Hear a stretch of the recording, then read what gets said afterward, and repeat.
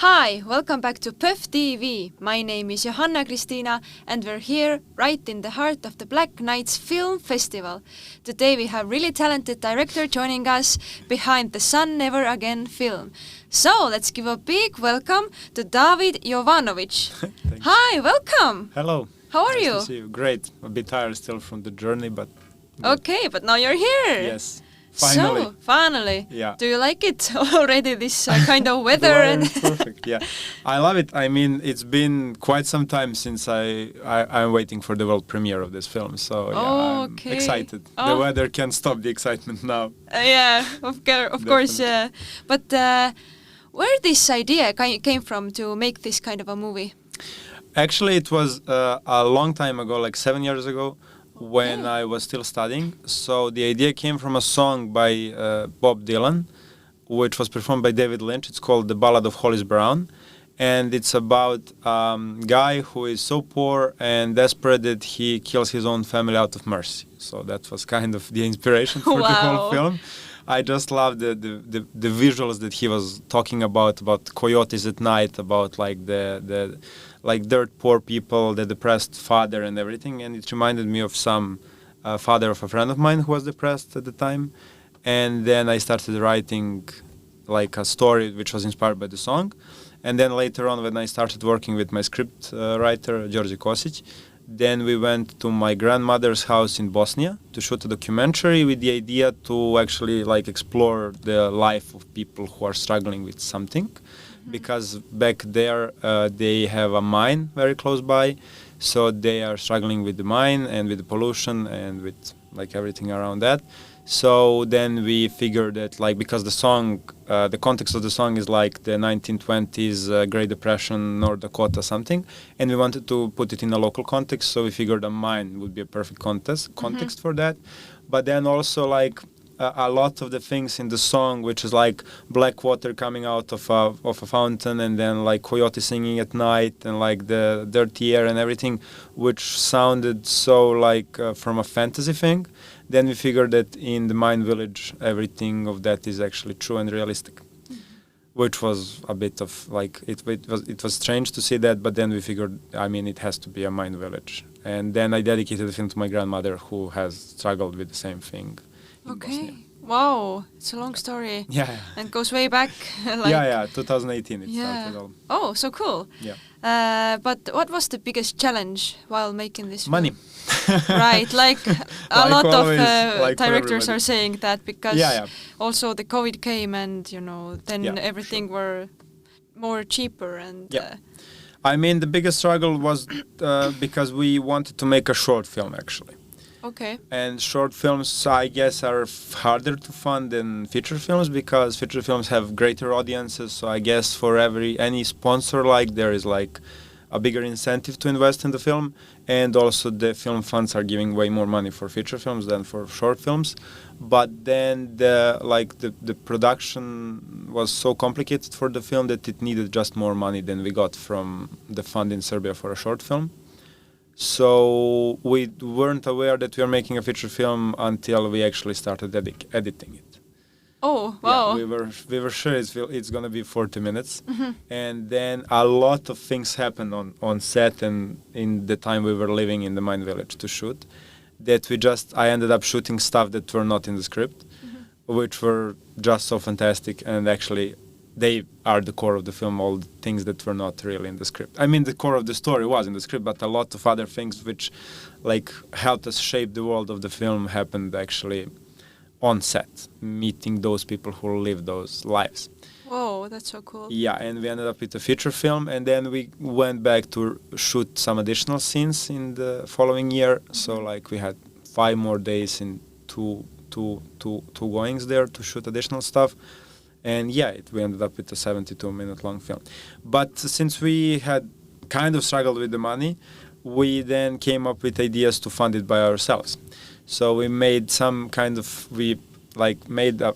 you know how companies sell merchandise in order to make more profit from the film. Yeah. So we turned around that process. So we made merchandise to sell in order to fund the film. So we had Okay. like enclosed ecosystems in jars, which are like self-sustainable. So we sold that, and we financed 30% of the film through that. Good job. Yeah, and now it's like for promotion, for promoting of the film, since the Serbian premiere is like in 7 days from now. Then we made these silver suns, which is designed by our costume designer. So we are selling those now in order to get the money for promotion. And it's Wow. going quite well, actually. That's a great idea, actually. thanks. And wow, so creative. Yeah, thanks. Okay, but back to the movie. Yeah. How did you approach showing the relationship between Duel and his father, especially when Duel doesn't fully understand the challenges his family faces? I think that he understands actually way more than we think, because Okay. the thing that was interesting, I really want, because only a couple of actors are professional actors, everybody else are people from the village who never had any acting experience, Right. as well as the kid. So the kid, Dule, we did the casting in the mine villages around Bor in Serbia. So then once we found him, and once we read the story to him and everything, he kind of intuitively understood the whole story. So there wasn't much of me explaining to him what was happening. He seemed like understanding it all. So I think because he's living in that mine place, I guess that he understands everything. So did the character in the film, because kind of in the film he makes the decision instead of his parents at the end of the film. So I guess even though we might think that kids don't understand, they probably understand and know more than we do. Yeah, that's true. Intuitively, yeah. Because Yeah. I think that by the time we grow up, people tend to kill their intuition and never listen to it. And kids have that, like, intuition is like probably the primary force of making decisions for everybody. Yeah. And kids still didn't have that ruined by society, parents, friends, Okay. whatever. So Yeah. Oh, okay. But what was the biggest challenge in bringing out the symbolism of the story without making it too complex for audiences? I don't know, actually. I've never thought about that. It kind of, I'm making decisions intuitively as well there. So, but symbolism, a lot of the things which we might call symbols in the film or metaphors or something, they are not really metaphors, because things like that are happening in those mining places for real. So things like the coyote singing, we might think it's like some symbol or something, but actually it's not. It's a true thing happening there every night, because people are genuinely afraid of the coyotes, the jackals there, and they don't go out during nighttime because of the animals. So stuff like that actually are happening there as well. So I think that kind of something which we could call magical realism in this film as a style is actually, that life in those mining villages is such a relationship between the realistic things, something which we understand as real, Yeah. and a lot of those things which we don't understand or cannot perceive as real until we have that life in our experience. And so it's actually, I would say this is pure realism, the film, but it's actually magic realism, because we don't have those lives in our experiences, so we cannot treat it as a realistic thing. Yeah. Which is, we have to put it in the fantastic part of our brain and the fantastic style in order to understand it. Yeah. But did you have any favorite scene? Actually, I do. There is the funeral scene in the film, which, so in my part of Serbia, where I come from, in central Serbia, there is a custom for funerals that old ladies are crying for the deceased ones. And we had that in the script, but then because we were shooting in eastern Serbia, which is where a lot of Vlach people are living, which is minority in Serbia, Romania, and Bulgaria, and they have a beautiful language which doesn't have an alphabet, so it's only transmitted through spoken word. Oh wow. Yeah, and it's a really rich and interesting culture, and it's really endangered, because there is not a lot of people living which are Vlachs, and nobody is working on preserving the culture and everything. So anyway, when we were asking around to get those old ladies who would cry, then they told us that in Vlach culture they don't cry, they make a song especially for the deceased one, and then they sing. So we asked them to make a song for our character in the film, and then they sang, and we record that, and it's so archetypical, and it's so pure, and you hear how many generations were using the same song, and I get goosebumps every time I see that scene, and it's generally my most favorite one I did. So things like that happen to the film a lot, like people bringing their stories and telling us, we are not doing it here like this, we're doing it like that. And I was like, yeah, sure, let's do it like so that. cool. So you were just inspired from the story and just took it and just changed a bit your perspective. Definitely. And a lot of scenes, I mean, I shot additionally there, just like seeing somebody doing something, then we would recreate it or... But were there any visual or stylistic influences from other films? Well, we wanted to keep it naturalistic in terms of look, so we were looking at films which have that kind of naturalism in them.